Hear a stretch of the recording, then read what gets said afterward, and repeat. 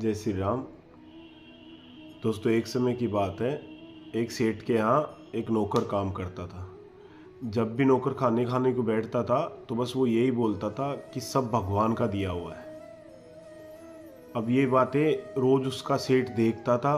एक दिन जब वो खाना खा रहा था तो उसने वैसे ही भगवान से प्रार्थना की कि हे भगवान, ये सब कुछ तेरा ही दिया हुआ है। तो सेठ जी उसको खाना खाने के बाद बोला यार, तेरे को तनख्वाह तो मैं देता हूँ और तू बोलता है कि भगवान खिलाने वाला भगवान है। तो नौकर बोला सेठ जी, आप तो माध्यम ही है, बाकी खिलाता तो भगवान ही है। और कोई नहीं खाता है तो भगवान उसको मार कर भी खिलाता है। सेठ जी बोला यार, इस चीज़ का तो देखना पड़ेगा, इसकी तो परीक्षा लेनी पड़ेगी।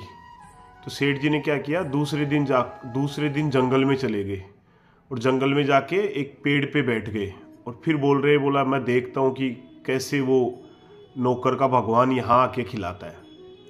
अब सेठ जी को दोपहर हो गई, दोपहर से शाम हो गई। अब हल्की सी शाम होने लगी तो सेठ जी पेड़ पे बैठे थे। उसी टाइम पे एक बंदा आया और पेड़ के नीचे खड़ा हुआ।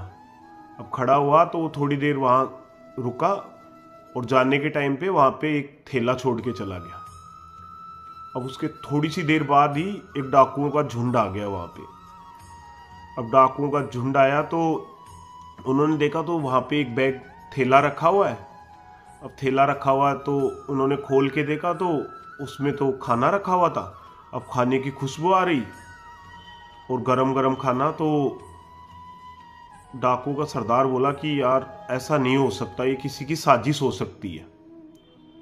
तो बोला इधर उधर ढूंढो, कोई हो सकता है कि किसी ने हमें फंसाने के लिए कोई योजना बनाई हो। तो सब इधर उधर ढूंढने लगे। तभी एक डाकू की नज़र पेड़ के ऊपर पड़ी। तो पेड़ पे सेठ जी बैठे हुए थे। तो सेठ जी को बोला कि नीचे आओ। बोला नहीं, मैं नीचे नहीं आऊँगा। फिर सरदार ने बोला कि जाओ नीचे उतार के लेकर आओ। दो डाकू ऊपर चढ़े और सेठ जी को नीचे उतार के लेके आ गए। अब सेठ जी को नीचे उतार के बोला कि ये खाना खा। सेठ जी बोले मैं नहीं खाऊंगा। बोला तुम खाना खाओ। बोला नहीं, मैं नहीं खाऊंगा। तो डाकू का सरदार था, उसने एक थप्पड़ मारी सेठ जी को। अब सेठ जी थप्पड़ मारते ही सेठ जी को खाना खिलाया, सेठ जी खा लिए। अब डाकुओं ने देखा कि सेठ जी को कुछ भी नहीं हुआ तो उन्होंने सेठ जी को घर जाने के लिए छोड़ दिया।